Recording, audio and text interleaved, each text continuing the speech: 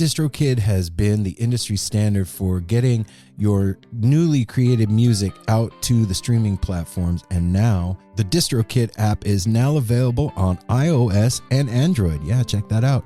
The app is now available on your phone. Go to the app or Play Store and download it. There's so many features inside this app. You can do things like sign up and pay for a new DistroKid account. You can upload your new releases there. You can see your DistroKid bank and withdraw your earnings. You even get notified when you've earned royalties and withdraw from the app via push notifications. You can see hyperfollow links. You can edit your account details. You can see your streaming stats from Spotify and Apple. You can even edit and add lyrics to your songs there. So like I said, go over to the App Store on iOS or Android and download the DistroKid app now. Also, they have this new feature called Mixia. I know a lot of artists struggle to be prolific and make their music sound as good as the music they hear from their influences and their peers. That's where Mixia comes in. Nothing's ever going to replace the artistry and expertise of a real human mastering engineer. But for artists who are short on time or resources, Mixia is a powerful tool to help make the music sound great in a hurry. Simple interface, empowering the most novice of music creators. It's got unlimited song previews of mastered songs with one free download, and for $99 you get unlimited mastered tracks. So go check out Mixia and make sure to go to the App Store and download the DistroKid app so that you can get your music out there and get it heard. You're doing your thing and they're helping you do it. DistroKid. No Simple Road. Yeah, here we go. I know the road may seem to go on forever and a lifetime.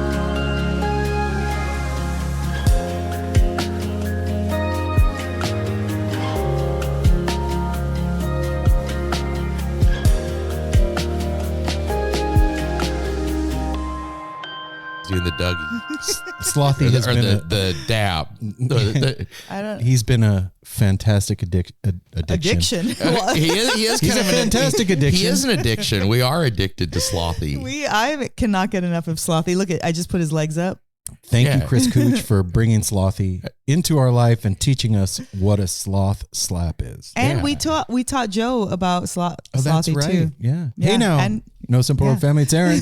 It's Mel. And it's Apple. And if you want to be sloth slapped, you can stop on by the studios here in Portland, Oregon. Yeah, catch us at a festival or a studio. We'll get you all caught near up. You.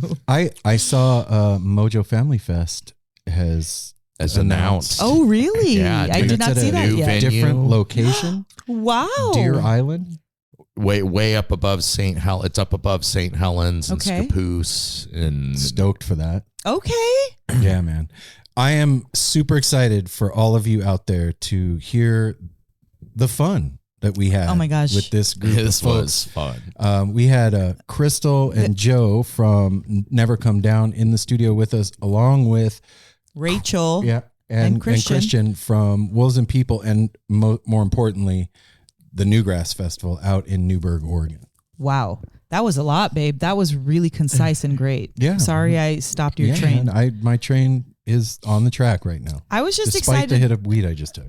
I was just excited to talk about. Well, I mean, come on. I'm sorry. Come that was my fault. I was just say thanks for tuning in. It is your fault. That's why I'm saying, come on. Anyway, I'm trying to say I was excited to say what a great evening that was. Mm-hmm. It felt so intimate, so purposeful.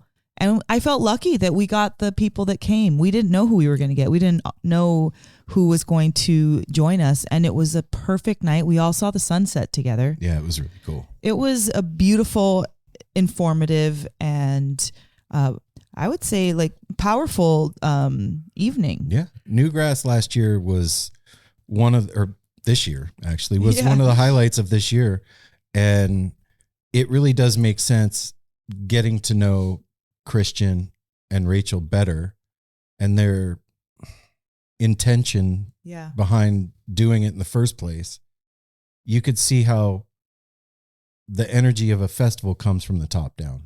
Oh, 100%. And like, I just want to give my little personal testimony of what the Newgrass Festival did for me, because I don't think we talked about this, but after that, or during that class, that vocal class with Crystal from Never Come Down, thank you so much, Crystal. I felt like empowered. I felt like, oh my God, if you just learn how to use your voice, you could sing dope. And being part of like a group is a really powerful thing. Yeah. When you sing with, like, you're going to sing the same tone, the same, word, and doing that is like a force, like bringing, and we were all sharing that. And after that, I was like, kind of like at, Northwest String Summit when I met Thomas Neckville.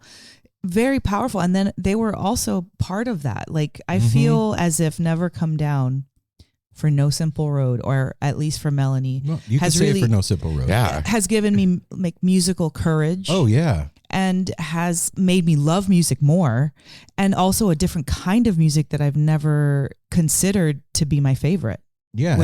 And that feeling that you're feeling when you're in that group of people using your voice is the same thing that happens when you're playing an instrument with a band and you all are doing, it's that communal thing when you're all on the same frequency and tuned in with each other. It's powerful. So the end of my testimony is exactly that. Newgrass brings that feeling of musical curiosity and quelling your musical, desires, and upping your game musically, and also camaraderie. And I can't really right now think of anything better that's being offered right now for community togetherness. Yeah. In the musical scene. Yeah. Yeah, totally. I know that maybe other people are mindful and doing stuff, and I'm not there to see it. You know what I mean?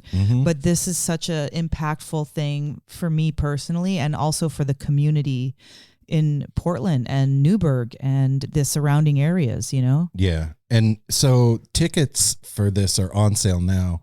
This is March 13th and 14th, 2026. And the lineup is like the dopest players around right now. It's Shadowgrass and the Fretliners, Never Come Down, Magoo, Two Runner, the Josh Cole Band, Mountaintop Sound, Skillet Head, Dadweed, Moon Mountain, Filthy Skillets, Coral Creek, and a bunch more. And it's in a really amazing space. And yeah, go to the website. There'll be a link. The cultural center, you'll hear us talk about it more on here too. It is a beautiful cultural center that they've built down in Newberg. And like we are blessed, and thank Christian and Rachel so much for putting this on and having so much success after 1 year. Yeah. And getting such a good response and everything. And I agree with Mel. You speak for all of us. I feel like Never Come Down is kind of like a guiding light for us in a way. Yep. They kind of how some of the bands and people we talk to, they come in and out of our lives at the right moments, and they're so inspirational. And having them here in the studio, you'll hear at the end, they give us a amazing performance here in the studio, which always just gives goosebumps and brings tears to your eyes. No matter what, when we get a home performance, It's the best. it's so beautiful. And like Aaron was saying, you're listening to this on Friday the 21st. Tickets through today you can get for $99. Then it bumps up to $135 on Aaron's birthday on Saturday, November 22nd. Which is still, $135 for 2 days and all those bands. And you get to participate. You get pancake breakfast. We can't say enough All about the kinds of pancake workshops. breakfast. The pancake breakfast does set it off right. You sit and you eat breakfast with a whole huge room of people you're going to be around. Yeah, you the just whole look at time. everybody, and you walk it's into like them in the breaks the hallway ice. later, and like maybe get to talking with them. You didn't know that they were the musician at large. Like all that kind of stuff is just what's so cool about being in the community, and like this intentional, beautiful vibration they're bringing. Like for real. And who doesn't like pancakes and good coffee? I like pancakes. Right? Hey, yeah, I like and also coffee. if you enjoy alcohol, they Wolves and Oh, People, yeah. They're going to be doing wine this year? They make very, very special home brew. Their stuff is unlike any other beers. Yeah. It's amazing. You should check them out too. They have those get-togethers on Thursdays, and there's always stuff going on with them. Yeah, Wolves and People Brewery out in Newberg. Every Thursday, there's a bluegrass pick. You bring your instrument, go out there, do your thing, and it's all skill levels. Like everyone's welcome. Yeah, I want to get down there. I said to Christian again. I want to see Houdini, the cat. Yeah. All right, Mel. Yes. Will you do the business? First, before we get to the business, I want to say something. Uh-oh. Hey, y'all out there. It's my man, the conductor's birthday. When you're listening to this, it's his birthday tomorrow. If you're listening to this, send him birthday love tomorrow or the day that you hear this. Send him some love because he needs it right now. I could use it. Aaron could really use a little supercharge of love from the people that actually listen to the show. Yeah, man. So I'm not putting that on social media. I'm telling all of our listeners, send NSR some love.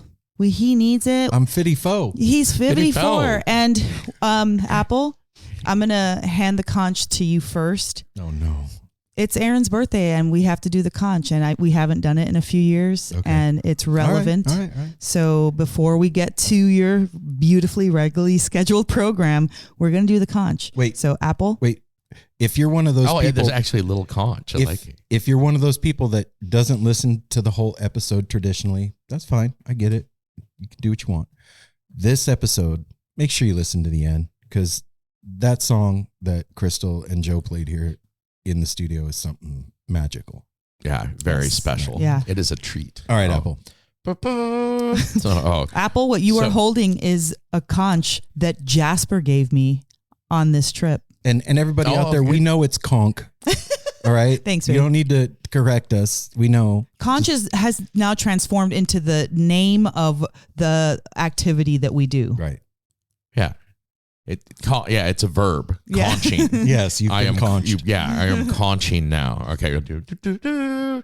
So, where do I start? When we met on that summer day in Villa Bonita back. We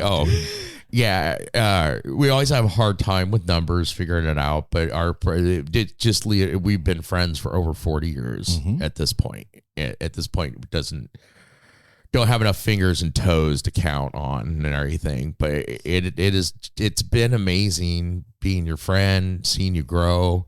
It's weird. Kind of always I like want to be funny and like call you an old fart, but I'm always going to be a couple years older than you. So I'm like, you'll always be an older fart. Yeah. So I can't say much, but I appreciate everything you do. I just can't imagine, especially living together. This June, we'll all live together a decade. Holy shit. 10 years living together, which that's hard to believe, living with anybody outside of your partner or something like that and making it work so well. And wow, you really put that in perspective, Apple. It's a decade coming up. It's amazing. And I just can't imagine. It's been very few times in our lives when we've drifted apart, but there was never anything bad. We were just different courses for a moment.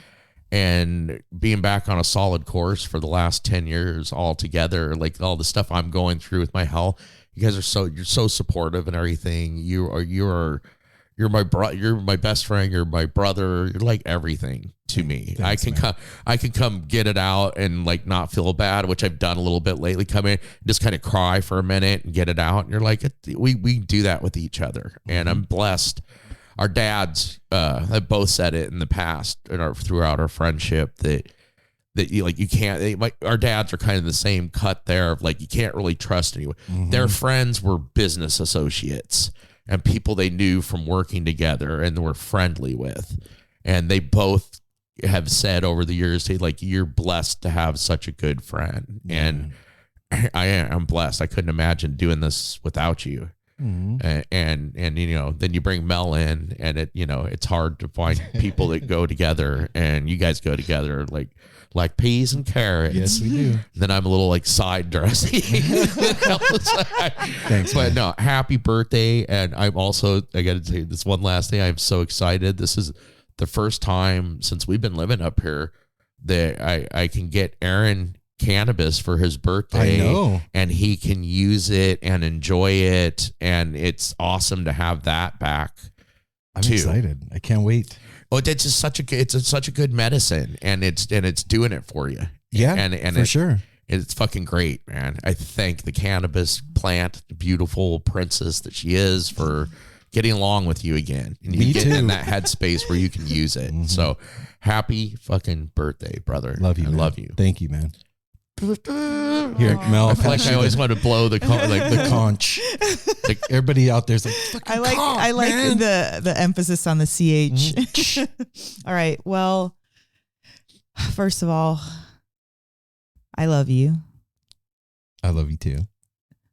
Second of all, I appreciate you. Third of all, thank you for nourishing me every day in so many ways. Literally, physically, with food and coffee and treats and gifts, and then emotionally with love and being proud of me and cheering me on and helping me do my stuff and watching me and waiting till I come back and listening to my stories and like the whole thing. It's really cute. Our love. And I'm so proud of it. And I hold it like this sweetest little conch that Jasper gave me in my hand. Like, I love you and I want you to feel cute the way that I see you. And whatever I can do to make that happen, I want to do. I don't think I've ever felt cute. I don't. Well, honestly. I'm still trying. That's why it's hard. If you have, Mel has made you. Yeah, she's it the was one that's with made you feel cute for sure. You didn't feel cute with the tissue paper? That was a really cute Okay, moment. yeah, that was cute. That was cute. Just earlier, Mel came home and brought Aaron some new shoes and some underwear. And Yeah, hell yeah. I'm cleaning the kitchen and just happened to see it, and you guys are fucking both cute. So. Well, Right on, man. I just want to say that watching you having this struggle for the last year Mm-hmm. and losing our baby, DB, and also going through it myself. And it's been hard for us to,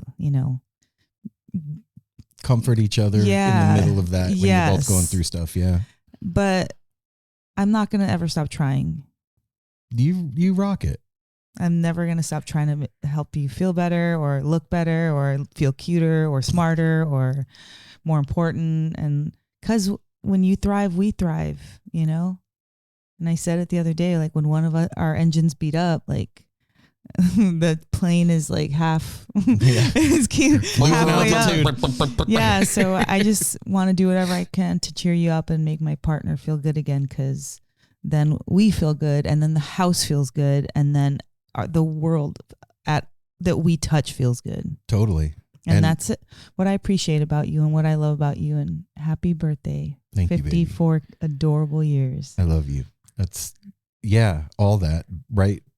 I couldn't say anything different back to you. You know what I mean? It's a trip. Like, growing up and getting older, I was talking to Simon the other day, and he was like, Dad, I'm saw myself like I was driving the bus the other day, and I'm like, oh my God, I'm driving a school bus, and I feel like I'm 13 in my head. And I was like, dude, that never goes away. It really doesn't. Like, the responsibilities and what's on the line gets more intense. Yeah. That's it. But you feeling like you're a grown up, I don't know anybody that's like, yeah, I totally got it together. I'm a grown up. Yeah. I'm 54. I am still as wide eyed as I was at 18.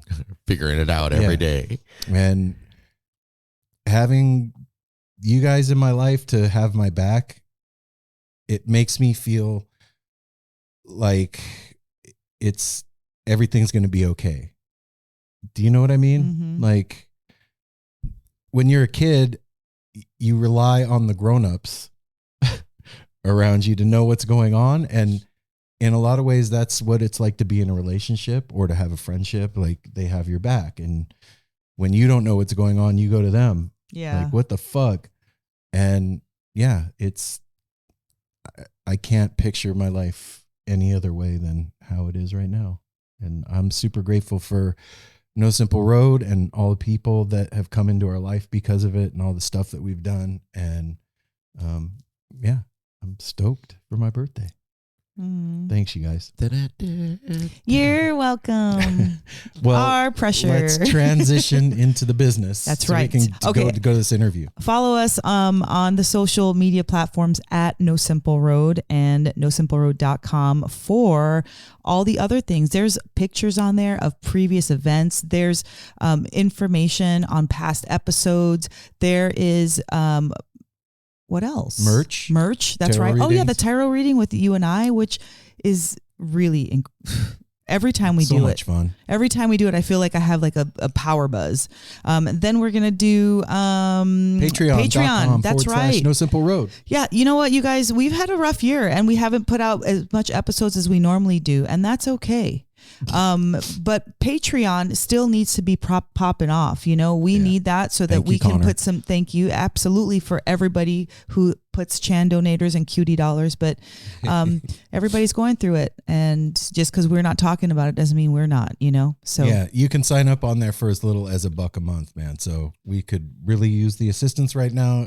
That's patreon.com/No Simple Road. And if you don't want to do the monthly thing, you can buy us all a cup of coffee at PayPal. It's nosimpleroad@gmail.com. all right, and then we're gonna do 971-808-1524. What is that? The tepid line, Apple. What do I do when I call there? Just can- like be tepid? You can just be like, hey, I took a walk, and that's it.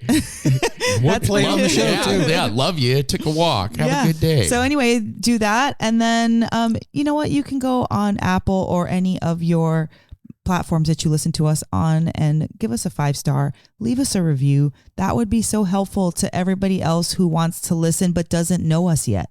They'll read that and be like, oh, okay, I want to listen to this cool show. So those things will help. And beyond that, tell a friend. Tell a friend who needs bluegrass in their life, or who has it and doesn't know about Newgrass, or who does know about Newgrass Fest. Give them this episode. That would be such a good gift. So the information and the beauty that we captured on this evening about Newgrass is going to blow you away. And that's how we spread the mycelial network. We're all about the grass. Everybody needs grass, new grass, bluegrass. That's right. That is the No Simple Road family. Yeah, man. All right, we're going to do the thing. All right, we figured it out. You ready? Ready. Without further ado, the No Simple Road crew gives you Never Come Down and Newgrass Fest.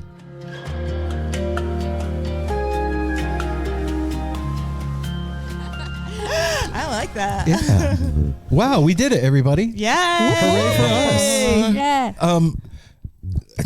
Let's start over here. But Joe, All right. I want you to do something special. I want you to Dance. No. introduce yourself, but then also introduce yourself in relation to who's here, because not everybody That's confusing. understands that. Like, how do you know Crystal? okay. How do you know Rachel? How do you know blah, blah, test. blah, blah, blah? Oh, Not us. man. We know how you know us. Okay. Brief. I think I can okay? do that. Brief. I think All you right. can Do we that. start? Do I just start talking? You Go start for it. Hey, hi, However you do everybody. it is I'm however you Joe. do it. We're Joe live. Suskind. I'm a guitar player for Never Come Down. Yes. And grew up in Garden Home, Southwest Portland. And the only reason to go to Newberg when I was a kid was to drive past it to go to the beach. For real. There's nothing in Newberg until this festival. And I feel like that's the really important thing to say, because this is my home. Aww. And being from here, being a musician, and being able to play our music that we write for the community that we are from is one of the greatest gifts. And so I know Crystal to my left is my bandmate, partner, life partner, musical, everything. Aw. We do everything. We live together, play music together, be in a band together.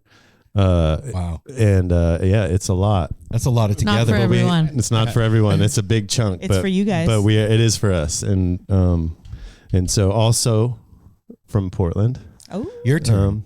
Crystal, I'll pass it right along. Yeah, we're There the you go. Portland ones in our band. I'm really proud of that. We're the unicorns. We actually live, breathe. Yeah. I mean, we're not so unicorn anymore because we do live in Hood River now, but that is a place I grew up going quite often as a kid because my grandparents had an orchard out there in Hood River. So I love living in Hood River. But yeah, Joe and I grew up in Portland. We both grew up in kind of different music scenes. He was kind of into like hip hop and funk music, and I was in a 12-piece soul band and playing my folk rock stuff with my sister. But I am the singer for Never Come Down, and I love Newberg because actually years ago, I got my first stint writing pop music for commercials with my friend Troy Wellstad, sick pianist and songwriter producer, who lived in Newberg for many years. So my reason to go to Newberg was to get creative and funky with my friend in the pop world. I love that. Yeah. I love that. So I know Rachel, obviously through her and Christian's fabulous fest, Newgrass Fest. The first one was last year, 2025. And not only did it make me super proud to go have an event in Newberg to go hang at, but also being now so far from like performing pop music, but like now I've been performing bluegrass for the last 7 years, and then getting to asked to come be part of such a big event, get to teach. Full circle. Yeah, it is full circle. And I'm like, dude, I made some of the coolest pop music out here, and now I get to come back and play bluegrass music. Bluegrass. Yeah. Yes, I We'll love talk that. about it more in a second. I just want to say that class was awesome, and thank you so much. And we'll Thank move you. on, but I just wanted to throw that in there. You 'cause ran it the was vocal class, and then Joe did the guitar class Yes. as well. Yep. And, yeah. Yep. Rachel. And I take the- remember Rachel. that moment of walking into both of those rooms. Like, we had just been putting this festival get together and just like hoping people showed up for these workshops. And I walk in first, I think it was to Crystal's vocals workshop, and the room was just packed. And my eyes were just wide as saucers. And I walk into the guitar workshop, and same thing, like biggest circle ever, and Yep. just goosebumps. Yeah. It was such good energy. Yeah. Thank you. Thanks for having a first year fest that has education in it, because we've been around the country and outside the country and getting to play at like festivals all over, and the festivals that have an educational aspect, not only are they our favorite, you know, because we like to teach, blah, blah, blah, but like they keep people coming back. You get to not just adore the bands you like, but like Yes. learn from them. Yes. And everybody has so many things to offer. So it is an aspect of our personalities and our music to get in like with the community and be like, music's not for just certain people. It's for everybody. Right. And it's not just for enjoying from a like I'm watching the stars on the stage perspective. Like this is a language that's available to all of us. So love you guys for providing the education. Yeah. All right. Yeah. Okay. Who am I? Yeah. Yeah. you over there. This person that keeps talking. We love it. We love it.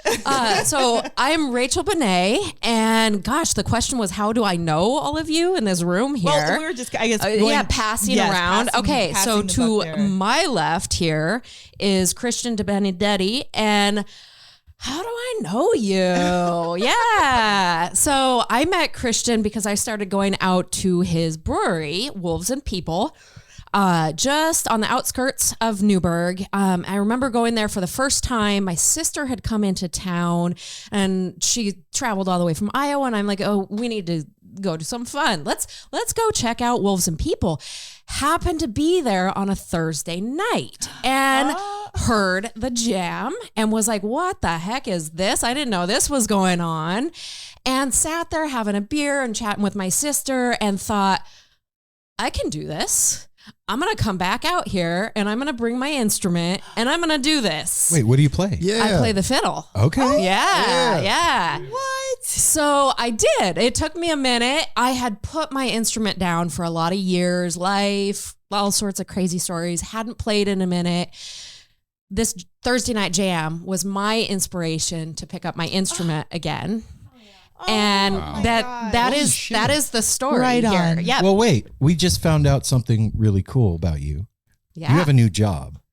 I do have a new job. What's your job? Yeah, I was just hired. I'm in week 2 of performing arts manager at the Chehalem Cultural Center, which is the venue. Yeah, It's gorgeous. It's our venue for Newgrass, and I am very much just pinching myself at my luck to work in this beautiful center. And my job is to bring music and performing arts to Newberg. Gosh. So Congratulations. That couldn't be any better. Yeah. Wow. That was great. That was great intro. Thank you. I'm going to pass Pass it this to on. Christian. Thank you. I'm Christian DeBenedetti, and I started. Well, how do I know everyone here? I mean, it's been amazing. All the new relationships that have come out of the festival and the Bluegrass Jam. But what Rachel just said is exactly right. She came, was like, "Oh, I'm going to come back and bring my fiddle," and then she started coming and talking about it, and hang out and getting more and more involved and playing, and it was just so fun to see the energy around the jam's just been growing and growing for 4 years. We talked about that on the first time I was here, Yeah. and here it is. Regularly, we're getting 12 or 15 musicians coming up now, and it's going back every week to July of 21. And so we all had a chance to get to know each other, and bands were forming and things were going on. And at one point after a jam, Rachel and I were chatting, and I was like, I think we want to do a bluegrass festival based on this jam, because what if we could just take this and expand it out and do something at the Cultural Center? And I'd gone down there to talk to them. At the time, the LaJoy Theater was just down to the studs. It was not even a thing yet. And it was like, what are you guys going to do? What's the programming that we don't know? We want the community to come here and tell us some ideas. And right on the spot, I said, how about a beer and bluegrass festival next year? And they were like, done. Sean Andrews, the director of the whole thing, just generously said, you can have an entire weekend next year.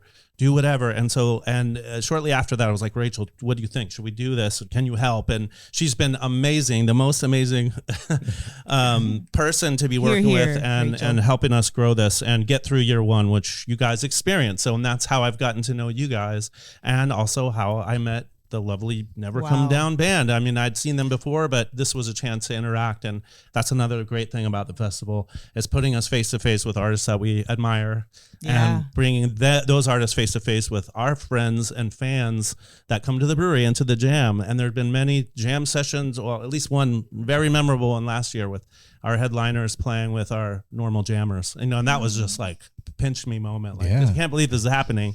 So anyway, I'm really proud of it, and having a lot of fun, and year 2 is coming up. So that's why I'm here. Before we continue, I have to say 2 things. First of all, we've had a lot of people come to the house and do podcasts with us. This feels different than seriously than like any other people that we've had over here. You guys all feel very familiar and comfortable here. Like the energy in the room is very chill, and I appreciate that. So thank you. And that is definitely something that we experienced at Newgrass last year, that thing. And I mean, when you're putting something together, a lot of it does come from the top down. So thank you for that, for bringing that vibe to the festival. It was a very different experience for us, being people that go to festivals. We kind of talked about this a little bit. It was not what I think of when I think the word festival. This was a very family oriented, engaged group of people all together sharing the love of the music, and in different ways, listening to the music, taking workshops to learn how to play the music, playing together for the first time. I saw people that like bumped into each other in the hallway and sat down and started playing fiddle tunes together. Making art about music. Yeah. And eating together at the pancake breakfast. And it was different than anything that we had experienced. Kids serving was the cutest. What? I miss the kids It was really serving. cute. Oh, man. But it made me really happy, because we live in a world that is increasingly more and more disconnected, despite the technology that we have to connect us. And But also, can I just say one thing? Sure. It was the quality of the connection, because sometimes you're not, like, when there's too much going on at festivals, you just, everything takes your attention. But this really was focused on people and music. Like, it was like that figure 8, if you can imagine, like with one person and another, or one band and another band, or it felt so connected. And I didn't want to steal that. No, it's okay. It felt like, I remember driving home and thinking, this brought me back, like in time. I felt like it was a simpler time. You know what I'm saying? Like in the best way. In the best kind of a way. Like this is what it's about right here. And so when I saw that it was happening again, I was really stoked. And then I saw the lineup and was like, what the hell? Yeah. We do that too sometimes. We look at it and we're like, is this happening? It's real? Wow. What have we done? If I There we can go. chime in on that, just like the organization last year was like shocking that you guys could pull that off for a first year festival. That's what I'm saying. Like, and no less like not an outdoor festival, a festival in a building. And so much, you know, that building is gorgeous. There's all the perfect nooks and the perfect big rooms, and the teaching rooms felt like real classrooms with a lot of like energy in them. So it is a special place. That is good. I'm so glad you're like there doing the thing now, Rachel. But I was so impressed as a first attendee and a teacher and a performer there, like that you guys pulled it off, because it is so fucking hard to do, you know? But anyway, I don't know if I'm allowed to say that. No, You can say whatever you want. Sorry. Whatever the fuck you want. Well, on that note, I feel like there was so many places to go, so it never felt crowded ever. Totally. And if you felt at all, you just moved like a few feet and then you were fine. And there was some for everybody, man. Like if you're an introvert, like sometimes I have introvert moments, you can, and you like, I need to get away from all the chaos. Like you could go wander the gallery and go look at beautiful art. Yep. Or you could go hang out with the pancake, you know, thing and hang. Like that's where we hung with you guys. That's where we came and saw you two and had like a moment. And then also you forget that like festivals are also not just for the people that attend them, like the artists that are there. That's where we hang out and that's where we connect and that's where we do business sometimes. Like that's where we like reconnect with people and bands, you know, promoters, and we get more from it as well. So that's good to it's hear. a hub that you're creating. Thank you. Yeah. To just add to what you're saying there, I'm listening to share this, and there was this one little moment that happened this very last week in the cultural center, and it was a little cameo that just reminded me what we want to keep bringing to the community. My own daughter, I recently got this job. I'm sitting in my office and in the building there, still pinching myself. I'm working, I have a desk in this beautiful place. My daughter comes in and she was just kind of having a moment and just needed some comfort. And she came back behind the front desk and she sat down, and within about 10-15 minutes, she was like, Mom, this place feels good. Oh, wow. Like she was able to center herself. Aww. She felt the welcoming vibe in the whole center, and just the way that the center has filled it up with people of that same quality. And that stuck with me. And I was thinking about our music festival, so bigger than the center itself. But when we bring this festival to Newberg, we want to keep that you're welcome here. There's a space for all of you. There's something for everybody. However you want to put the puzzle together, you know, there's something for you. Christian, I'm wondering, last year when you were imagining the festival, like before it happened, did it turn out how you thought? Oh, it was so much even better than we imagined. I mean, first of all, we were really scared about what might happen when tickets went on sale, and they started selling really quickly. Like you were scared that nobody was going to buy them? Yeah, I mean, we didn't know what we haven't done this before. That's always the fear in every event. Just FYI, Yeah. people putting nobody's gonna come to this.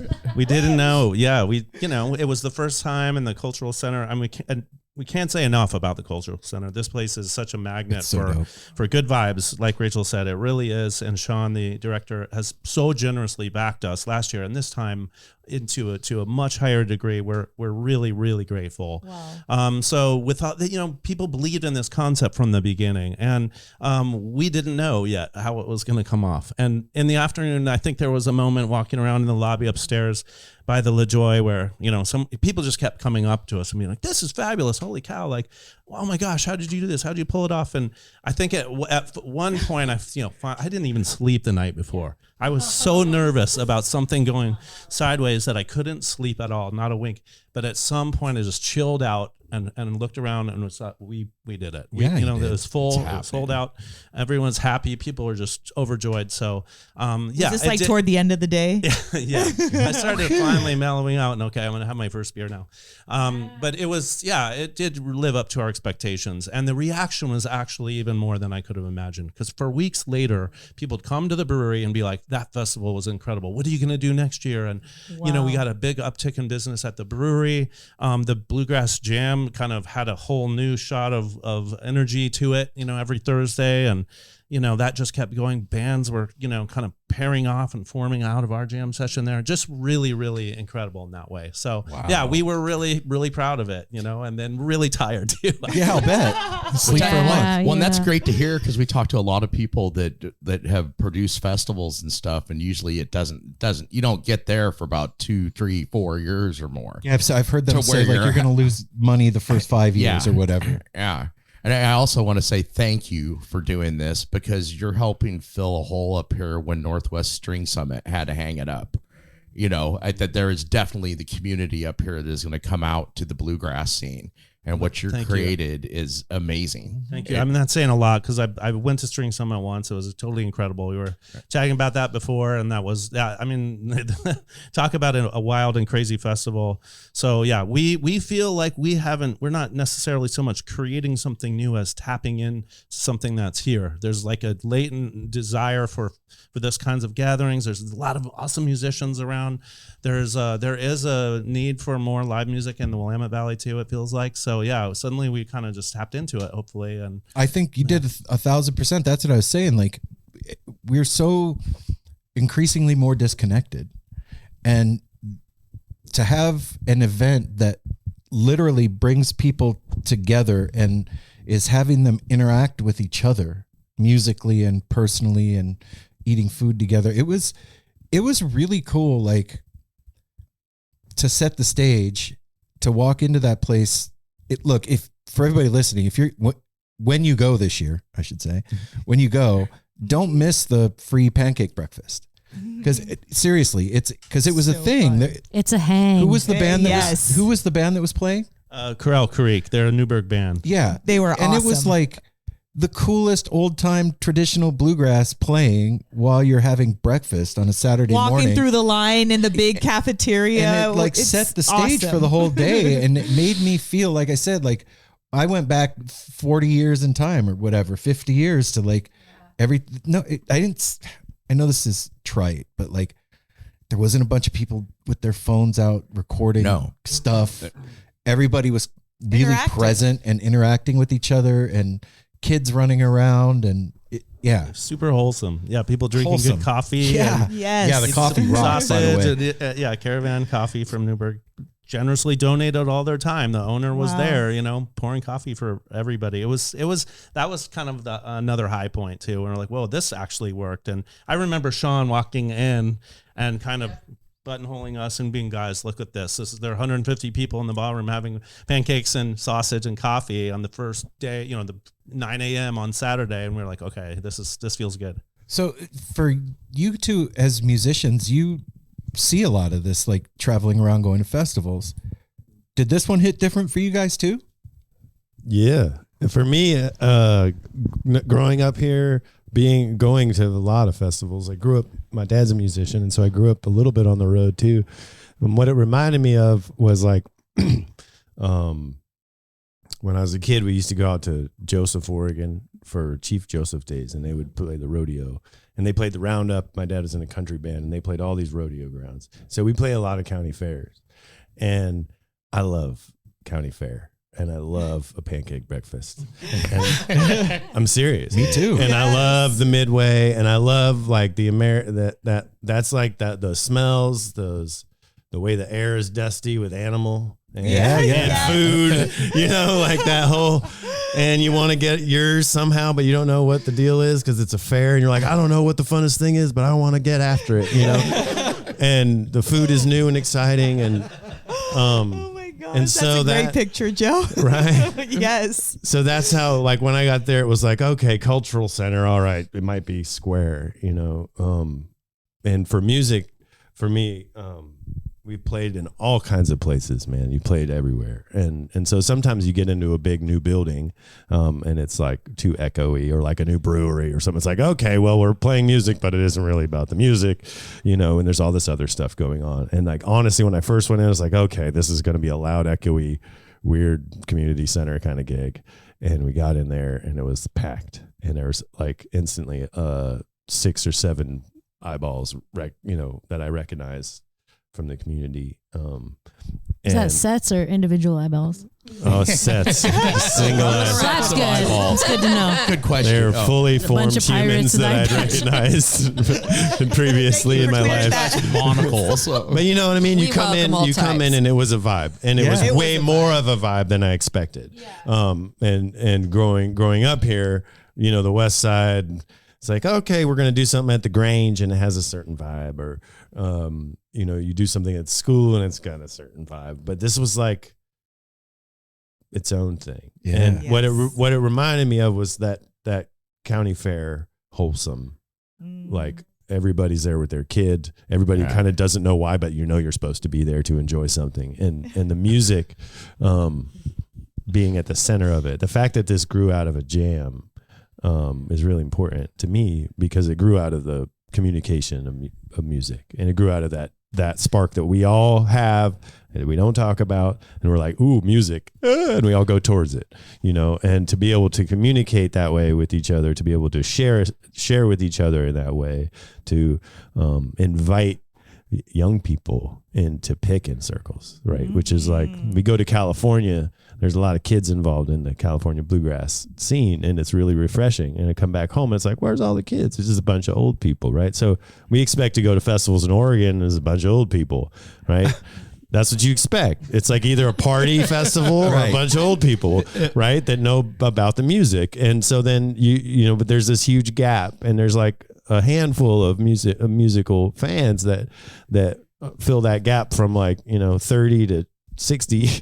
But I, you know, in Oregon, we didn't expect there to be, and I don't expect there to be the kind of scene there is in California with the youth. And what's happening is it's because there was nothing fun about going to a bluegrass show if it was a bunch of old people, right? Totally. So how do you remedy that? Well, you play the music, and that's how you do it. You do a jam, right? And then we get to teach a little bit. Now there's a cultural center, and now there's a real band, and then you get to play with, you know, you get to sing with Crystal, you know, at a workshop. I got to play guitar with you last year. Exactly. So what happens, and I think the most important thing about it is what happens is that we are no longer performers and audience members.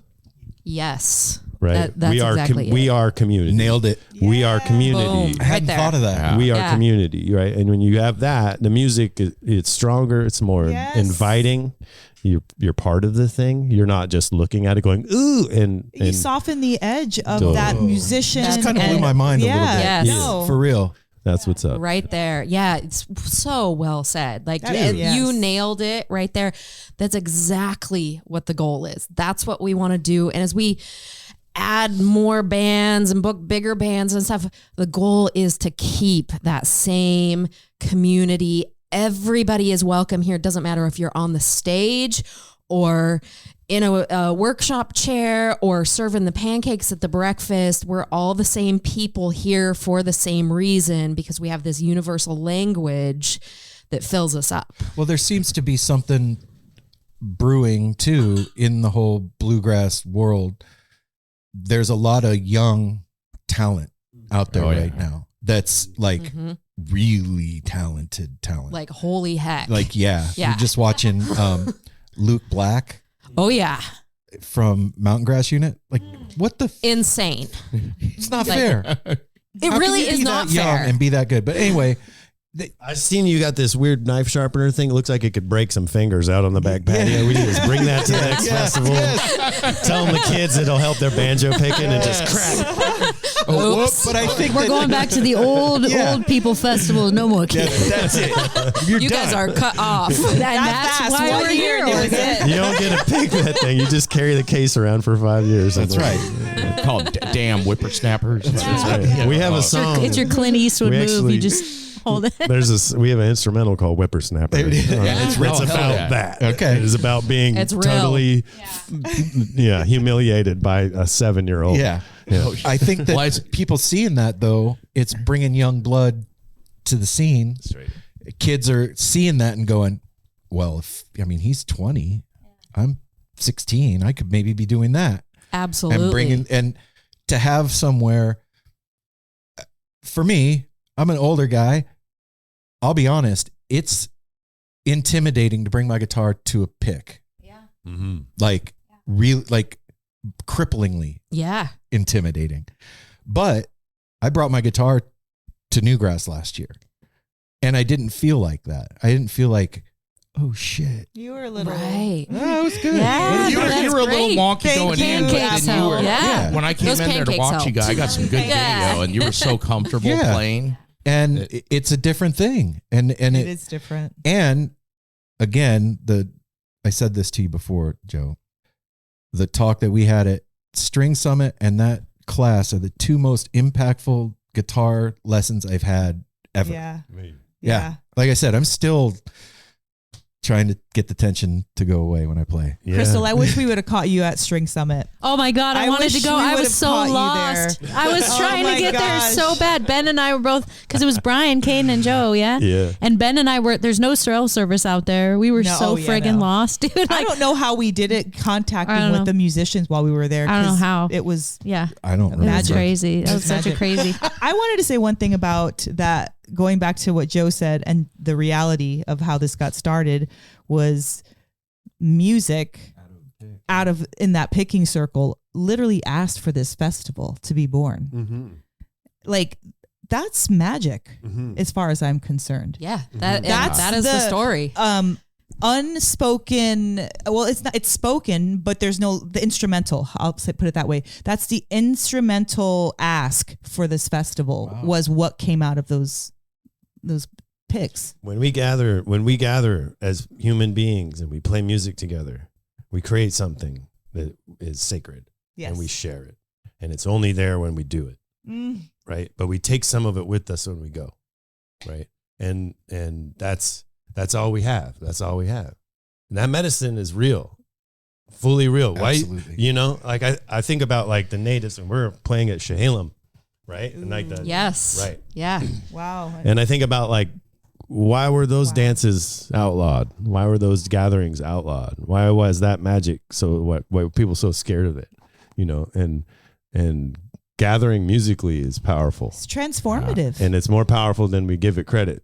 I just aside, I saw some study they did on rhythmic drumming in the forest, and drumming frequencies in a forest help the mycelial network of the forest grow. Amen. To feed the forest. Yeah. And so it's like a huge feedback loop, and we're part of all of that. Yeah, man. Eat a Scooby snack and play some drums. Hell yeah. in the woods. It's fucking on. It's like we get full circle. Yeah, and everybody's getting healed. That's right. Sign But me it's- up. Where's that? I'm taking that workshop. And that's why it's add that to outlawed. the And list, it's why it's Crystal. outlawed. And I'm not kidding, man. If we get that connected with the earth and we're that connected with each other musically and synthetically, I mean, not synthesized, but Yeah. if we're that connected, Yeah. man, you can imagine what we're capable of, the kind of power we're able to keep and to hold on to, right? And to Yeah. give back, which is what this is about, I think, more than anything, is that Absolutely. we're giving,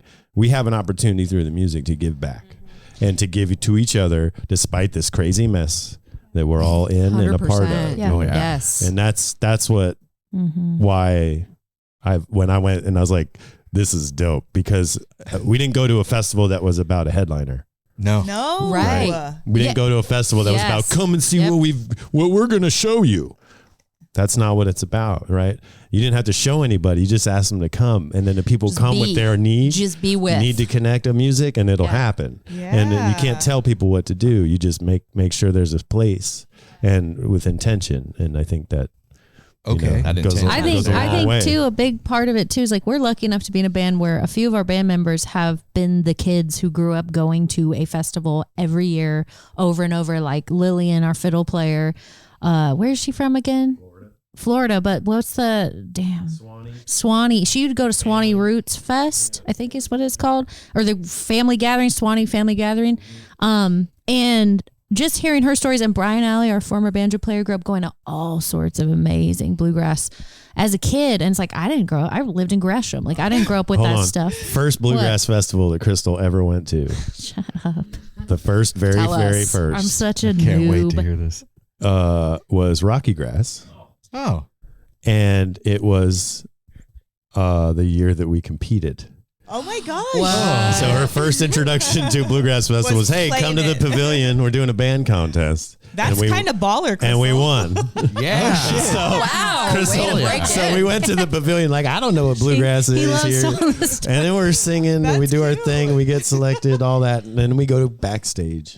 And we're backstage at Rocky Grass, which is like, you know, Heady. kind of like back in the Carnegie Hall of Bluegrass. You get to go to the backstage if you win, because If they you were win. taking us back to do an interview like right after we Yeah. won. And so that was she's over special. by the water cooler with this old guy talking, just chatting it up, and comes back over. And Lillian, our fiddler's like, well, what did he say? And she's like, what did who say? She's like, Sam Bush. You were just talking to Sam Bush. And she goes, who, that old guy by the water cooler? And I was so, like, yeah. oh, that's Sam Bush. That's Because Sam it's Bush. like, It's like, you no had- wonder people like that I guy. didn't come from bluegrass music, you guys. Like, I joined the It's so band because I so cool. saw Oh, room yeah. for me. And then next thing I know, Brian's like, we got to go compete at Rocky Grass. We got to do it. We did so much in the first year of our band, like deciding to be a band.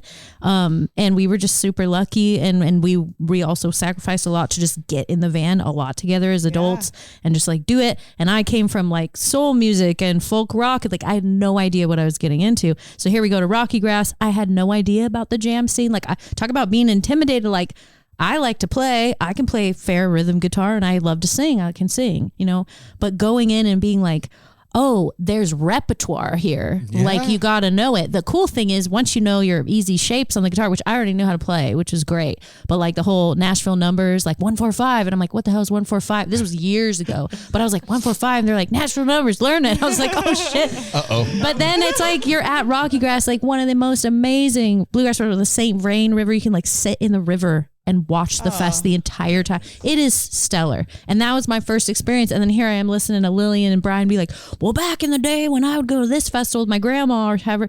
But my point long-windedly was to say these festivals are so important, and I'm so grateful to see them pop up. I'm grateful to see them pop up in my home area, region, the Northwest, because Lord, if I had access to stuff like that as a kid, if I grew up going to that, and it doesn't have to be bluegrass, right? Like, bluegrass is it's the vessel, which I think is so wonderful because it is known, and now it's way more popular than it was even 5 years ago, I feel like. But it's so communal and it gets people singing and Yes. playing, which is bottom line the most important thing. Like, if it was a soul thing, I'd be there too, you know. It's all good. But I mean, just once you learn just a few things, like, you can be the most minimalist player, right? You don't have to do a lot. But if you know a few chord shapes and you want to sing, you've ever thought about singing, those jam circles are so inclusive. And the etiquette is to be inclusive. Like, that's the important part that I learned maybe a couple years in. It's like, you know, a jam buster, you heard the word jam buster, when some really drunk or high person comes into the jam and starts just geeking out and they're not listening to the jam anymore. That's when you lost it. You have to listen. That's the whole point, is it's teaching the youth and adults, which we all need the reminder, to listen to each other and make space for one another. And that was huge. So my whole, vision opened up when I went to Rocky Grass. Didn't even know I was talking to Sam Bush. He's like the sweetest silver-haired Labrador man. And I'm just like, he is delightful. And I'm like, everybody delightful backstage. It's probably because there's like all the famous bluegrass people are just super cool. It was That's rad, man. fucking hilarious. I like that. I got to tell the after because this kind of leans towards a moment that I witnessed last year. There, I bounced around to the classes and just watched little I was watching the fiddle player from Broken Compass, Maylin. doing a class, and there was a grandfather and his granddaughter in there. Yeah, I met So them. did you? They were cool. And at first he's like trying to tell her stuff, and she's giving him like, I know. And then they got done, and then when they got done with the class, one of the first things she said, she was like, "When are we going to do this again?" And you could see on his face, like, how excited he was. He's like, well, as soon as we can. but it started out kind of tense, like, don't tell me what to do. And then she learned things, and immediately the feedback was there. She's like, when are we going to do this again, Grandpa? It's like, well, so I'm curious. Any event that you throw, a wedding, a party, a festival, it's hard. There's a lot of moving parts, a lot of things that you have to do. And year one, it sometimes doesn't go well. But it seems like it went amazingly, swimmingly last year.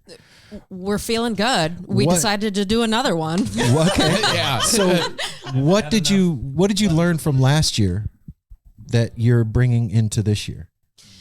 I think a standout is on track with what we're talking about here is that bluegrass is all about community, and bluegrass is all about listening, and we would love to listen to what the community told us that they want more of. It's a little less about what did we fuck up? What did we do wrong? There really wasn't much of that. We could have had more water containers. I think we landed on that. Okay, shame on you. I know, right? But really where it lands is like we heard the community saying we want more. We want more jamming. So we're going to bring more jamming. We're going to make it real clear that that's really inclusive jamming. Y'all are welcome. Just make sure that there's somebody available to lead all of that. It's really a story of more. Christian, do you have thoughts? Yeah, I would agree with that. We heard a lot of requests for more seminars, more rooms for jamming. People just were really, vibing on that. And so we've already kind of looked at like, all right, this room's good. This could be a fast jam room. This could be a slow jam room. This could be this could be an old time or traditional room if someone wants to do a claw hammer or something, something that may not fit in other areas. The jams that were happening in the lobby were some of the funnest ones, like guys from Tuesday String Band bumped into some other dudes and then suddenly they're playing, and we still hear about that. That moment from people who were there and kind of witnessed it from the outside. And to your memory about there was a little kid there who had like maybe 1 or 2 strings on his guitar. Do you remember this? Yes, I remember that. And he was just hanging out behind playing, and really serious, and not making a note really, I don't think necessarily, but he wanted to be in the mix. He was just close to these guys. Kid's got more guts than me. I know it was really, really sweet though. He just wanted to be right there, standing behind the guitarist from Tuesday, and it was awesome. It's just one of those moments when I'm like, this is beautiful. Like kids are going to get into this, and we actually have something really cool that Rachel's going to talk about on this note. So take it away. Let's hear it. Yeah. So that idea actually came from Crystal. Crystal, hats off to you. Did it You're now? finding this out right now. Yeah. So It's not tawdry. Don't worry, I won't embarrass you. It's a wholesome festival. Yes, exactly. We've been talking about kids, guys. All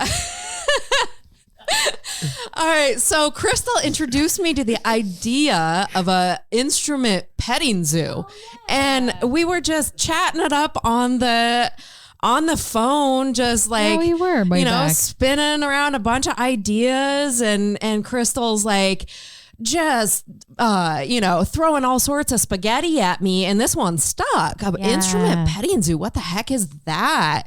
And then she told me about this other cool festival called Bluegrass and Butterflies, and I went and I checked it out, and it was amazing. Yeah, and Rachel came this year. I did, yeah. And there was an instrument petting zoo, and it was the coolest thing. Explain. I will explain this happily. There were instruments in like a little like kind of zoo area, and it doesn't matter if you were an adult or a child, you could go in there and you could pick up an instrument. If you've never picked up a guitar before, you could go in there and you could pick up the guitar, and there's professionals around that would show you how to hold it, show you how to make your very first chord. Like there were people just milling about having their very first experience touching an instrument. That could change somebody's life. Yes. I believe firmly does. that it was changing people's lives right then. So this at that festival, there's a band called Moon Mountain String Band from Eugene. They offered the zoo. Well, guess what? they're coming to Newgrass. Yeah. They're bringing their Nice. petting zoo. Yeah, Nice. yeah. Those are the instruments you don't care if they get dropped. Exactly. yes.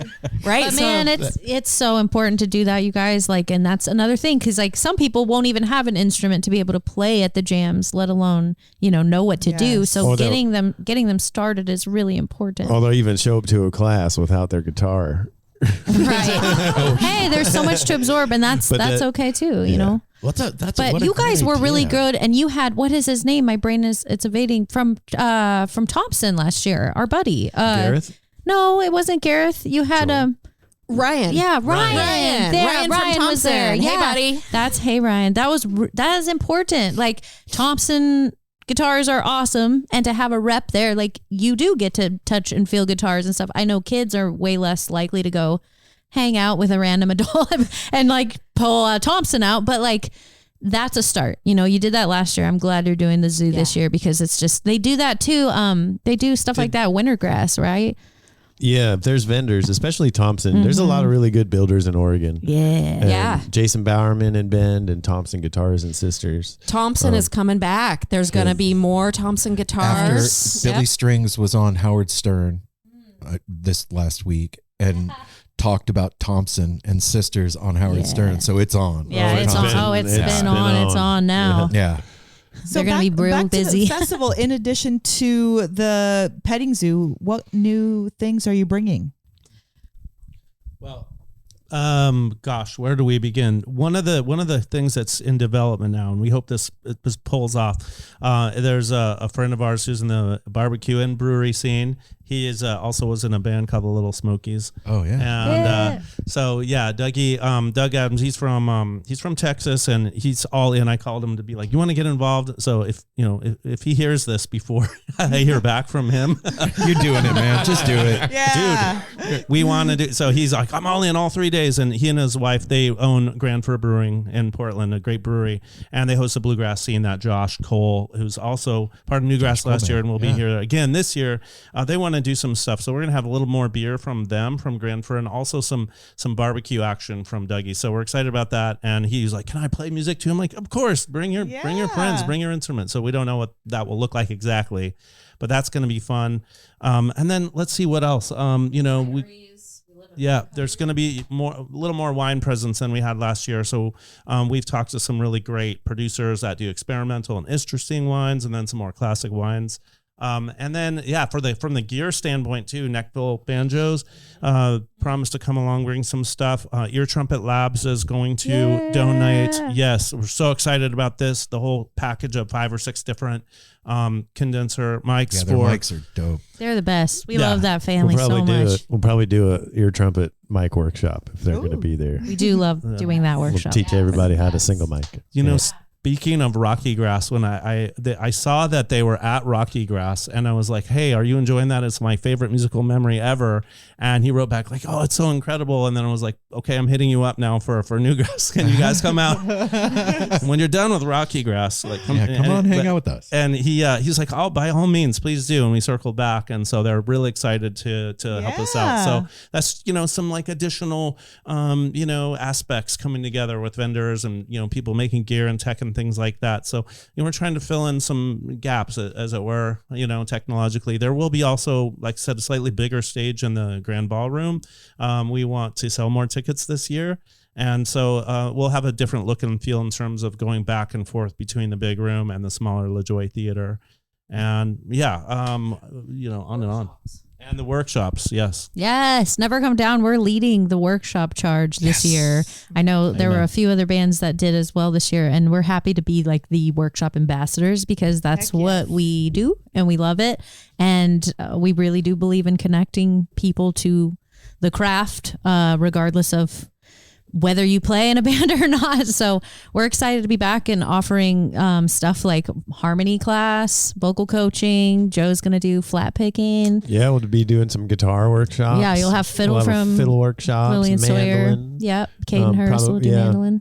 Harmony singing, probably a songwriting workshop. Ooh. Yeah, we'll see. We're already we got our plan in order, but it's gonna be there's gonna be a Sounds like lot, there's a plan. and definitely plenty for everybody to dip their toe into something or take a few. You know, that's something you guys also did well, I thought, was like staggering, because sometimes you'll be at a festival and there'll be like 3 classes you want to take. And then we had to conserve our energy because we were also playing at the end of the night. And that's why we rolled in a little late to the pancake last year, because we were like, we got to save our energy. We got to get there. We got to teach really well. Then we got to chill for a second. Then we got to go play. That's smart. That's very smart. But it's really smart how they did it and how they brought it, you know, together. But I wanted to say too, what I love about that cultural center, you guys, and we've gotten to hang in quite a few. One, it's super spacious. So spacious. And also, weirdly, there are so many rooms that it's kind of nooky too. And what I love is, like, you know, getting to play all around the country. Like when you're in a cool building there, and like the vibe is really good, but it's just like, ooh, where can I hide? Like, where can I go eat my snacks in peace and drink tea and then go jam? And then where can I like recoup? And this place, it's like hide and seek heaven. It's so cool in there. And now that I work there, Crystal, if you need more little hidey hole spots, I got them for you. You know all that. Yeah. There'll be like a secret. All the secret nap locations. But it is a beautiful building, and happy to go back and experience the ballroom, because I don't think I hung in the ballroom last year. Yeah. Last year, ballroom was just pancakes, and we had Corral Creek on the stage during the pancake breakfast, but we are going to bring in a big stage this time, and we really are going to have like the alternating, like there's going to be a band in the ballroom and then back to the LaJoy. So with the concept of just trying to fill this whole building up with music, just every corner that is available, we want to fill it up with music. Cool. Yeah, you guys got a lot of places to jam, that's for sure. Yeah, we sure do. Plenty of places in there. And really good acoustics. So if you're a jammer out there and you intend on checking it out, go jam in the classrooms later, because we ended up hanging out. I think we did take some pictures and do some random stuff because we had some posting for a tour coming up. So we totally just utilized we're like, that's what we do when we go places. We roll and we're like, okay, we're home for a couple days in this space. Yes. We live here now. We get really comfortable all the time. Just let me know what else you guys need. If you need like some slippers or something for your stay. Yeah, exactly. Tell me a little bit about the 3-day setup. How's it going to work? So 2-day setup. So we've got a Friday and a Saturday for the festival. Oh, I thought. Yeah. Okay. I'm sorry. I heard good, 3 too. Maybe one of us was. Maybe it's just wishful thinking. It was wishful thinking. 2 days. Sorry. That's next year. Exactly. We're thinking year 3 day. There we go. Yeah, exactly. 2-day festival. So we're going to start out on Friday. We're going to warm things up kind of mid-afternoon, get the beer going, get the food going. And we've got some local bands that are going to kick it off. And then we've got Skillet Head from Central Oregon. And then headlining the evening, we've got the Fretliners. Wow. So Christian and I did a lot of we probably totally overthought this, like having too many conversations about how we were going to design our lineup and who plays when and who's creating what vibe for what moment. But yeah, we've got Friday lined up that way. And then Saturday is all day long from the get-go. Christian, you want to talk about that? Yeah, so start with pancakes and coffee again in the morning. We're already planning that. It will be bigger this year, but we have so many volunteers that come from the jam session. Everyone's like, can I help again? Can we help? And it's great. It's really so volunteers the has not been a problem. No, it's awesome. And that's the reason this thing. You guys were really good in a past life. I'm telling you, for that to happen, like all the phone, like keep going. Must have been, because we really got the all-star crew. I mean, people really, I mean, standing out there in the pouring rain last year, flipping pancakes, and like one of our volunteers, who was also a vendor, had to like go to cash and carry in the morning to buy sausage. I'm like, I am so sorry, but someone has to do this, and so we're a little more organized this year. No one knew that happened, but anyway, we pulled it off. So yeah, all the volunteers are really helping this happen. Yeah, it'll be much like last year in the sense of like pancakes that happen, and then there's going to be seminars kick right off, and there's a kind of a big open section of the day where we want all the seminars to be happening and overlapping in different rooms. People will be cruising around, and then the shows start up in the afternoon around 2. And going back and forth. So we have a few hours there where people can kind of catch their breath or do whatever, stash their instrument, look around in Newberg if they want, and then really kick it off with the more bands in the afternoon. That was something really cool last year, like bringing your instrument somewhere, like to a festival, and you don't have like a camp here, so there's nowhere to like keep your stuff. It was really cool to like, it felt safe. There was rooms to put your guitar in. It was all good. 100%. Yeah, that'll be back this year. So we encourage people, bring your instrument. We will definitely put it in a room that's guarded. No one's going to walk out with your instrument. So yes, really that's nice important. And you can come and go and, check it in and out like at the train station or whatever. So. Instrument check-in. That's pro. That's what the Pro Fest at. So tell me a little bit about the lineup this year, because holy smokes, man.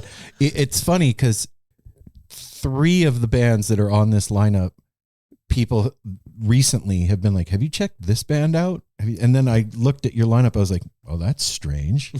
Here they are. Yeah. Well, we won't go through every one of them now, but, the details are on newgrassfest.com. The lineup's up there.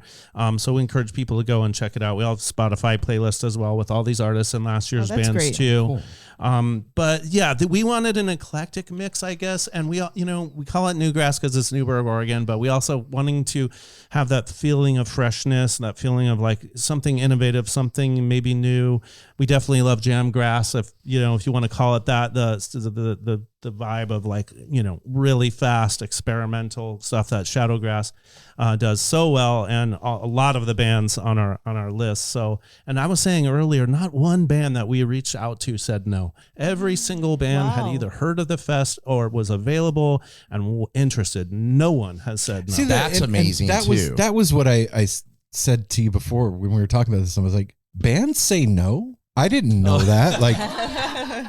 Well, also, if you're booked too, you have to say no, or Right. If you have like a conflicting things, you got to pick, that's always it's hard. Nobody wants to say no necessarily, but sometimes you have to, depending on what it is. But that's amazing. Like the return rate. It's just timing. I think the timing's fabulous. For you're not into the summer when all of the festivals have kicked off and radius clauses and all the things that come into effect. Yeah. You're also, I think, for a new festival, you're hiring with confidence, and like that kind of like there is a lot of offers and a lot of festivals that are like holding tight. It feels tight. It's like, how do you get in there? I don't know. It's tight. Or there's like big bands that are waiting to say yes, and so you don't get any. Like for a smaller band, you have to wait till later in the year to then talk to somebody because they're waiting for some other band to say yes or no. And so there's all this hold up, and nobody knows at our level, nobody knows why necessarily, except for everybody's trying to, keep one foot in the best party and one foot in, and I think that waiting. You know what I'm saying? It's like the thing the other day, Mel brought that. She's like, I hate it when you ask somebody to do something. That was Sabine. And oh yeah, it's like, well, if nothing better comes up. And that's the music scene. I mean, that's a lot of buyers. There's a lot of buyers like that. And so, and a lot of bands now that we're waiting for confident buyers that are just like, hey, we want you. Here's an offer. Yeah. And that's refreshing as a band to have a refreshing, straight up offer, because there's a lot of people that are holding things close to their chest, or they're just waiting for Billy Strings or whatever the thing is, there's well, I mean, in our case, thanks for saying that, first of all, because we have everything to thank. The Cultural Center we have to thank, because they are the reason this festival happens. They put up the budget for us. They believed in it last year, even though it had never happened. They believed in it so much this year, they gave us a gigantic jump. They loved it. I mean, maybe Rachel, do you want to weigh in on that? Sure. We have an inside. Yes, inside information here. Yeah. Yeah, no, we had a follow-up meeting to our festival where I remember sitting down with Sean Andrews, the executive director of the center there, and we kind of all sat around this board table, and he was like, all right, guys, so success, 100%. Like, this is my feedback. Like, we killed it. We did it. Like, I didn't expect to be here saying this right now, you know, and here we are.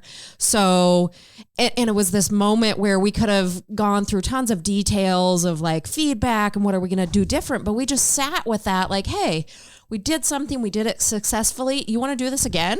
Look around the table. Heck yeah, everybody wants to do it again. So yeah, we are so grateful for them just believing in us and making us happy and providing this beautiful space. I mean, it really is gorgeous. It was an old school. It was one of the first schools in the town of Newberg. And it has gone through this whole history of like being abandoned and being this and being that. I just found out there used to be a skate park in there at one point in time. What? Yeah. Well, it seems like a new Bring building. it back. It's so beautiful. It seems like something that was just constructed. It really does. They've done a beautiful job with it, and it's been a process that has happened over many years, and with so much community involvement, so much fundraising, and the community saying, yes, we want this in our community. We're going to throw all the money at it. Please bring us this thing. And it's just gorgeous. So we feel lucky to bring this thing to life in this beautiful space. And so, we just want to keep it coming. You guys are lucky, but also like it's been the two of you leading this, and it's sometimes that's the truth. Like, things are waiting to happen, but it just takes people willing to organize. And I feel like that's awesome. Yeah. Well, thank you, C2, for providing that. To take something from like, we're sitting around picking on Thursday night, drinking beers, and the idea pops up of like, you know, this could be cool if we did it bigger. Yeah. You know what I mean? Yes. And the distance between that thought and the thing happening, there's a lot of room there. And most people can't go that distance. You know what I'm saying? Like, we all have like crazy ideas. Yeah, you have to be insane to put on festivals, be in a band, do a podcast. You kind of have to be nutty. Yeah. You know? Yeah. Confirmed. And it really says something about the intention of the thing, the way that it went down last year, of like everybody being like success and us having the experience that we had and the musicians having the experiences that they had. It speaks to the intention of the thing of like, wow, we really like getting together and playing music. Let's do this more. Yeah. And I think that's really, people have asked like, how did you pull it off year one? Really, the answer is that Christian and I both have hearts in this. It's heart and soul. It's just throwing our creative energy into this thing. And we're crazy people, like legit. Straight up. Straight, like, I am not going to argue that at all. Rachel, I want to ask though, when you were like, oh my gosh, I can do this. I can re-pick up my instrument again. Oh, yeah. I want to get back to that because that's kind of what birthed this as well. Truly. Why? What was it about what you saw? Like, what did it make you feel like to have enough action to do that? Yeah, I love this question so much. It was the community. I had grown up playing the violin classically. I was one of those Suzuki kids. And I kept playing through high school, and I went to college. And my first year in college, I thought I wanted to study violin performance. And so I went into that, was going to do this thing. And then about a year in, I was just kind of lost. Like, this isn't my vibe. This isn't my thing. This isn't the right energy for me. I'm not really sure what I want to do with this next. And so I put my instrument down for a while and just uncertainty. Where am I going? And it was this bluegrass jam where I was like, okay, here it is. This is what I want to do. It's not just the instrument. It's not how many scales I can play and how well I can play them and how many etudes and all of that. It's I want to play these songs that belong to the history of our country, for the history of all the people. It's kind of this language where you can come into a jam. And like you said, Crystal, that 1, 4, and 5, you can jump in and you can play anything. Even if you've never heard the song before. Yeah, you can contribute. It's an opportunity to contribute. Yes, you get to be a part of something that's bigger and than if you're you. not at the level of not everybody in that jam is at the same level.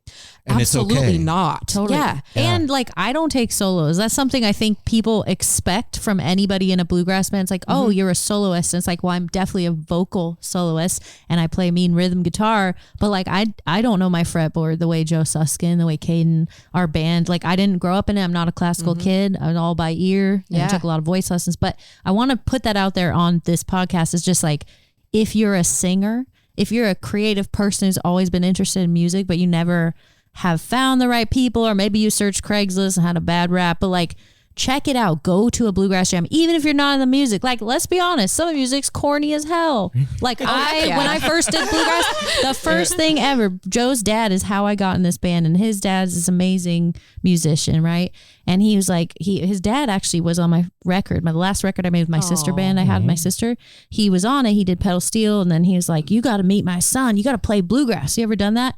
And I literally looked him in the eye and I was like, "Isn't that just old white guys and banjos?" And he was like, "True." What kind of? But No denial. he was like, "But," and he, you know, this is a guy that's like, he's a honky tonk master. Like, he knows so much about American music history and country, specifically bluegrass, just all of it. And he, you know, that was my bad, because I really didn't know, you know, and I knew what I knew from like the sidelines. So that is how I got into bluegrass. I just showed up at Joe's pick and I learned it. It was a showcase, but it was like a giant pick. It was a group of us on stage in front of a small audience at first, just learning each other's songs, learning the standard bluegrass songs. And I stood there on stage for 3 hours every Tuesday. And it, like, mind you, I had my own other bands and things I knew how to do well. Yeah. But I was getting an education. Yes. And that's what this So music will much. offer you. And you can learn so much by playing this music. And it is, That's great. it is really wholly and totally an American thing. I mean, it's Americana, literally. Roots. And that means a lot of things now. Sure. And I think it's something to be proud of, actually. That's what I was just going to say. This is something we can be proud of as Americans, and carrying on the tradition of sharing, teaching, community, and inclusion, togetherness, all those rad things. This is something that we need. Yeah. Like you were So saying, much. this is Now. medicine right Yeah. now. Like now, especially. Bluegrass is amazing. Because Yeah. I'll say there is no cover like a bluegrass cover. You can cover any song in the world from any genre, and it is so amazing. That's done a Tuesday String Band bluegrass has that style. thing on That their Instagram. Will it grass? yeah. Yeah. Oh my God, I have to check that out. Tuesday String Band, when they were doing the opening, they're playing Slayer. And then did not the full song, but they're Dimebag, man. throwing it in between things. Totally. Yeah. And people are like perking up, like, what the hell? And it sounds amazing. Man, I got big shout out to those guys, man. Those are They're good all guys, Great man. guys, man. They're Yeah. great. On the other end of that spectrum, at Bluegrass and Butterflies, they're playing a cover from Jungle Book. Like, you know, like they're just throwing it down for all the generations, and the kids were just up there boogieing. Oh, I So bet. cool, And then dude. it makes it relatable to them. So 'cause you pulled relatable. This song they know and Yep. turned it into a bluegrass Yep. cover. Christian, There's some good music. before we take off, what didn't we get to that you wanted to get to? Well, Or any of us. Yeah. That's we open. were hoping maybe that Crystal and Joe might play some music. Oh, I would for love us. that. Absolutely. I would love that. Maybe a tune. But beyond that, if we can, we just want to say thank you to everyone who came last year, listened to the podcast, for you guys having us here. We are so stoked about year 2. All of the info is out there. You know, we put it out there on the site. The tickets are on sale now, depending on when this episode runs, until November 22nd of 2025. The tickets are on a pre-sale, but if it's after that, there'll still be some out there for people. It's gonna come out. And we're just super excited and grateful to everyone who's helped us come this far. We can't wait to meet all these musicians. Some of it we've been catching, in different places here and there, catching Magoo, catching Fretliners, catching these bands that are coming around, and we are so stoked. Magoo's on the come up. Yeah, they're coming back, Yeah. coming out. It's going to be awesome. This should be out on the 21st. Okay. So you better do it now if you're listening. Today. Like right now. Right this minute. Do not Where do they go? hesitate. www.newgrassfest.com. That's and easy. there's a ticket link right in the middle of the page. Or you It'll- can like click in the podcast app and go to the show notes, and there'll be a link Yes. right there. Yeah. And then you'll have tickets. And those- remind them the dates, just because I feel like pumping dates is good. Yes. March Yes. 13th and 14th, correct? Exactly. The Yeah. one you Friday, told. March 13th and the 14th. There's probably going to be a little jam session at the brewery on Thursday before, and we have a new bar coming up as well in Newberg that has a music venue in it, a stage. So Right on. we'll see. It's like not finished yet, but by the time Newgrass rolls around, that'll be rocking. So more on that later. But yeah, we're just excited for all this to roll out. There is going to be a lot of really exciting things that are probably added at the last minute. There will be an open jam or like some kind of a local stage. There's going to be a kids area that we're working on beyond the petting zoo thing that we have ways to instrument petting zoo. There's going to be a whole thing where we can have trusted adults to look after kids, give some stuff to do so parents can go cruise around a little bit. So there's a lot of ways we want it to just be really family friendly and to bring the community in. So yeah, we can't wait to get it started. I just have to say, from the three of us, thank you for including us in this, man, because really it was a highlight of 2025. Oh, I feel exactly the same way. I mean, coming on this show Totally. was like I was on a high for Aw. weeks afterwards and talking about it. It was a special really time. Felt good. It really Yeah. felt good. I was telling my friends about it and sending it around. A lot of people heard it, and it was just really nice for us to get that kind of access to your audience and just be in the mix. It was really special for us. So, and then you came to the fest and had such a great time. So Yeah, and you know what? Well, we'll talk about it Yeah. off the podcast. But we're gonna have We're gonna a get some really music. beautiful, sweet in studio performance. yeah. So And let's do I'm that. excited. Let's do that. Wow. Or it can be sour if you get whatever you guys want. Yeah. I'm ready for any of it. Tawdry. Hey, it's Joe and Crystal back here on No Simple Road. I don't know if I'm supposed to even do a spot, but it's fun to do a spot because we're here. We're about to play a song. This is a song we have never recorded or released. It is a song that our band doesn't play all the time, but it's one I wrote. And Joe and I, when we first moved to Hood River, it was kind of magical how we ended up in Hood River. Our former banjo player was living there at the time. It was COVID, had just hit.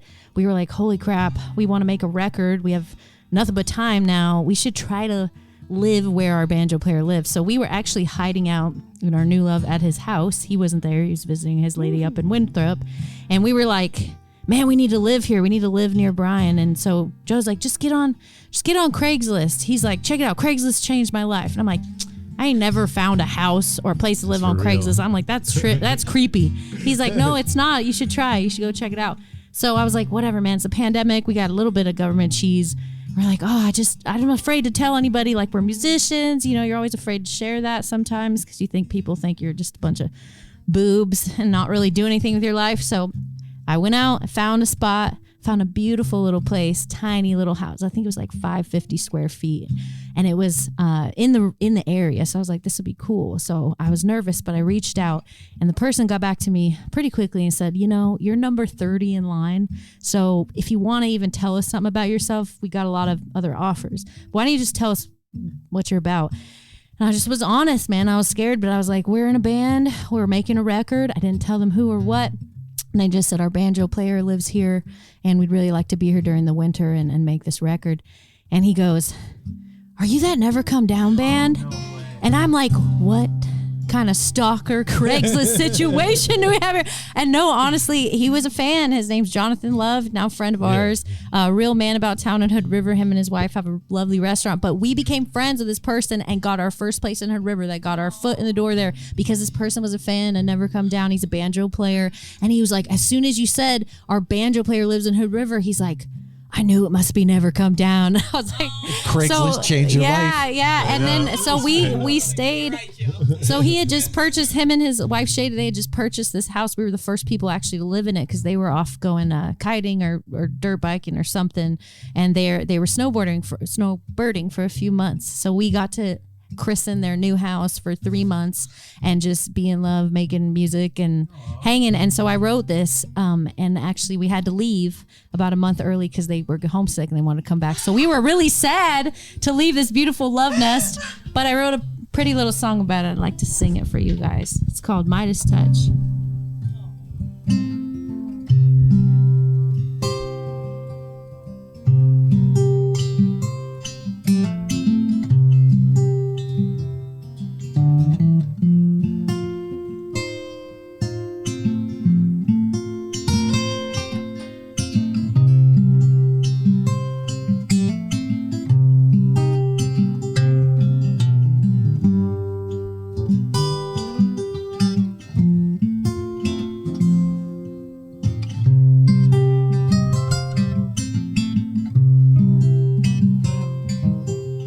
2 months in and want to go till our friends come back and claim this home. Oh, yeah, it's making me blue.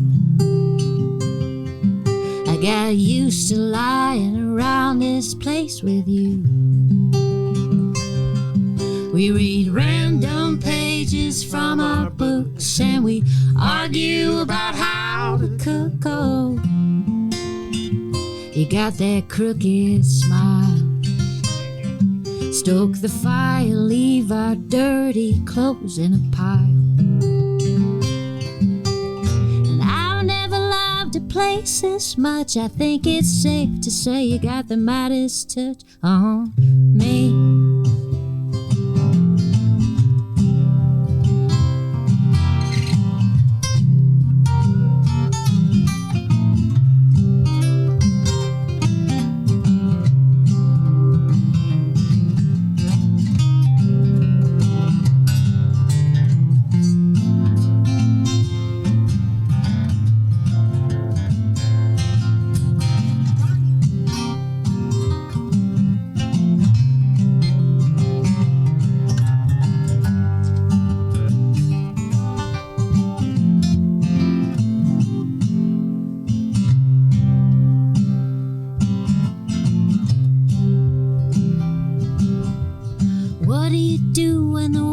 On hold, you get breakfast and your fortune told. Oh, yeah, we've done some things.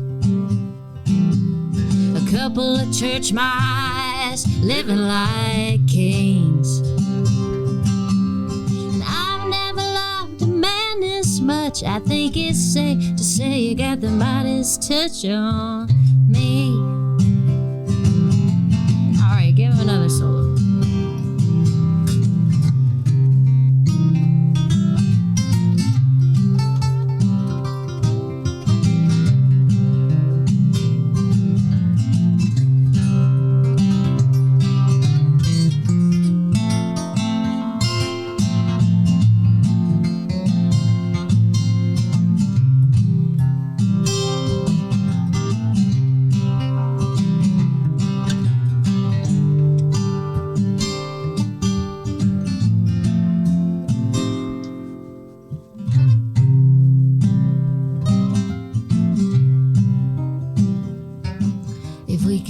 Till spring, get on that bus, pack our dreams and ragamuffin friends with us all. Oh yeah, we got a plan. Ain't it good to know you turn me on with the touch of a hand?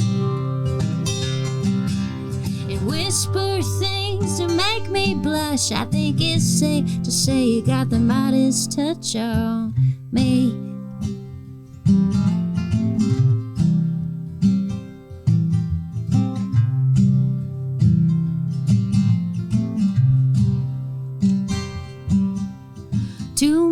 In and want to go till our friends come back and claim this home. Oh, yeah, it's making me blue. I got used to lying around this place with you.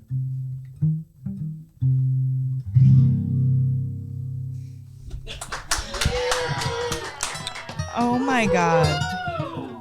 Yeah. I felt every moment of that, guys. I'm sad. I've got the blues. I've got the blues. Mel's literally sitting here in the studio. I gotta paint this picture though, y'all. Mel is sitting here in the studio holding the mic that is miking my guitar, like no mic stand, just a woman holding the mic, and that is the most intimate I've ever been with another woman while singing a song.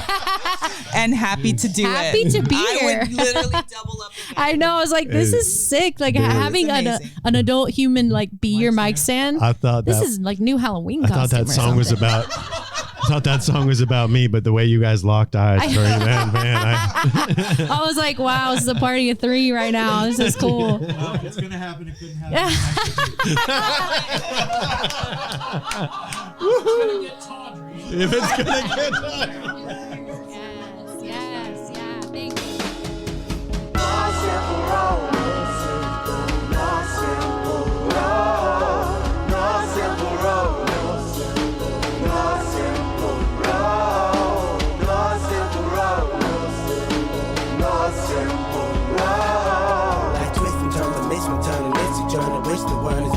But it's a burden. Felony just been deferred, and hell means been the earth, and alchemy can bring the birth, the melody of a newborn. So persistent, so resistant, so insistent, so commitment, so resilient, or haven't you learned it? One simple road.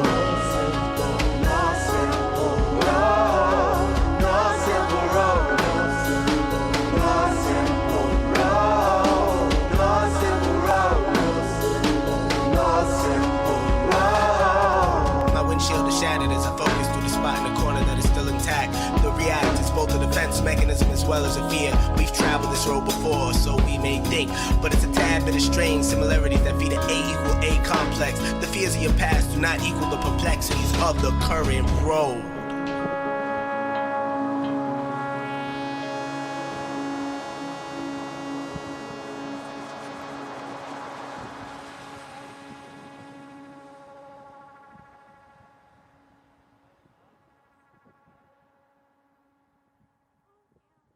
This is Lawrence Lanahan, journalist, musician, and host of Rearranged, an Osiris Media podcast about music arranging. Once a song is written, arrangers make musical decisions that shape how we end up hearing the song.